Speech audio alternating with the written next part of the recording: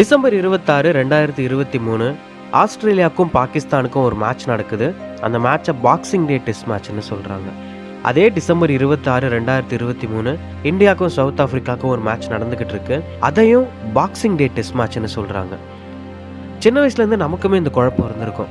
எதுக்காக டிசம்பர் 26 நடக்கிற மேட்சை பாக்ஸிங் டே டெஸ்ட் மேட்ச்னு சொல்கிறாங்க? எதுக்காக ஆஸ்திரேலியாவோட மெல்போர்ன்லேயே நிறைய பாக்ஸிங் டே டெஸ்ட் மேட்சஸ் நடக்குது?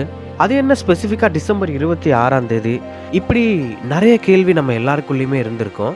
ஆனால் அதுக்கான பதிலை தேடும்போது we got to know this. ஒவ்வொரு வருஷமும் கிறிஸ்மஸ்க்கு அடுத்த நாள் பாக்ஸிங் டேன்னு யூகேல, ஆஸ்திரேலியாவில், சவுத் ஆஃப்ரிக்காவில், நியூசிலாண்டுலன்னு பல நாடுகளில் சொல்லப்படுது. இதில் ஜெர்மனி, போலாந்து மாதிரி நாட்டிலலாம் இதை வந்து 2ஆம் கிறிஸ்மஸ் தினமாகவே பார்க்குறாங்க. Australia, south Africa, New Zealand, UK மாதிரி நாடுகளில் அந்த நாளில் நடக்கக்கூடிய மேட்சஸை பாக்ஸிங் டே மேட்ச் அப்படின்னு சொல்கிறாங்க. ஸோ அதனால் இதுக்கும் பாக்ஸிங்க்கோ இல்லை எந்த ஒரு பாக்ஸிங் ஃபெடரேஷனுக்கோ எந்த சம்மந்தமும் கிடையாது.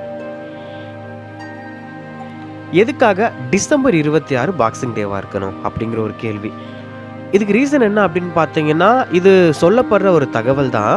யூகே மாதிரி நாடுகளில் கிறிஸ்மஸ் அன்னைக்கும் நிறைய பேர் உழைச்சிக்கிட்டே இருப்பாங்க. அவங்களுக்கெல்லாம் பண்டிகை தினத்துக்கு கூட ஃபேமிலியோட டைம் ஸ்பெண்ட் பண்ணியிருக்க முடியாது, கிறிஸ்மஸை கொண்டாடி இருக்க முடியாது. அப்படிப்பட்டவங்களுக்கு அடுத்த நாள் விடுமுறை தினமாக இருக்கும். அந்த டிசம்பர் 26 நாட்டில் இருக்க மிச்சம் எல்லாரும் அந்த மாதிரி கிறிஸ்மஸ் அன்னைக்கு உழைச்சவங்களுக்கும் இல்லாதவங்களுக்கும் ஸ்ட்ரீட்ஸில் இருக்கவங்களுக்கும் நிறைய கிஃப்ட் பாக்ஸ் கொடுப்பாங்க. ஸோ அந்த நாளில் இந்த மாதிரி நிறைய கிஃப்ட் பாக்ஸ் ரெடி பண்ணுறதுனால அது பாக்ஸிங் டே அப்படின்னு சொல்லப்படுது. இது போக அந்த நாள் வந்து ஒரு ஃபெஸ்டிவலுக்கு அடுத்த நாள், எல்லாரும் ஒரு ரிலாக்ஸாக ஒன்று கூடுற நாள் மாதிரி இருக்கும், ஒரு கெட் டுகெதர் மாதிரி இருக்கும். ஸோ அதனால் டிசம்பர் 26 அப்படிங்கிறது ஒரு ஃபன்னான ஒரு டேவாக இருக்கும் யூகே மாதிரி நாடுகளில். அதனால் அந்த நாளில் ஸ்போர்ட்ஸ் விளையாடுறதுக்கும் சரி, ஸ்போர்ட்ஸை பார்க்குறதுக்கும் சரி, மூவிஸ் போகிறதுக்கும் சரி, பீச்சஸ் போகிறதுக்கும் சரி, எல்லாத்துக்குமே மக்கள் ப்ரிஃபர் பண்ணுவாங்க. இது எல்லாத்தையும் தாண்டி ரொம்ப முக்கியமான ஒரு கொஷின் என்னென்னா, எல்லா நாட்டிலையும் தான் இந்த பாக்ஸிங் டே இருக்குது, கிறிஸ்மஸை கொண்டாடுற பெரும்பாலான நாடுகளில். ஆனால் ஆஸ்திரேலியாவுக்கு அப்படி என்ன தனித்துவம், அதுவும் மெல்போர்னுக்கு அப்படி என்ன தனித்துவம் அப்படிங்கிற ஒரு பெரிய கேள்வி இருக்கும். முதல் விஷயம், எல்லா நாட்டிலையும் கிரிக்கெட் ஃபேமஸ் கிடையாது. அப்படியே கிரிக்கெட் ஃபேமஸாக இருக்க நாடுகள்லையும் ஏன் ஆஸ்திரேலியா அவ்வளோ ஸ்பெஷல்னா, இந்த சதர்ன் ஹெமிஸ்பியர்னு சொல்லுவாங்க. நான் உங்களுக்கு இந்த ஃபோட்டோ காட்டுறேன் பாருங்கள். இந்த பகுதிகளில் டிசம்பர், ஜான்வரி, பிப்ரவரி தான் சம்மர் சீசன்.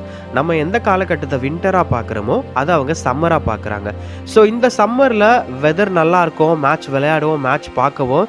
ஸோ கிறிஸ்மஸுக்கு அடுத்த நாள் ஒரு மேட்ச் அப்படிங்கிறது எல்லாரோட அட்டென்ஷனையுமே சீக் பண்ணக்கூடிய ஒரு விஷயமா இருக்கும்.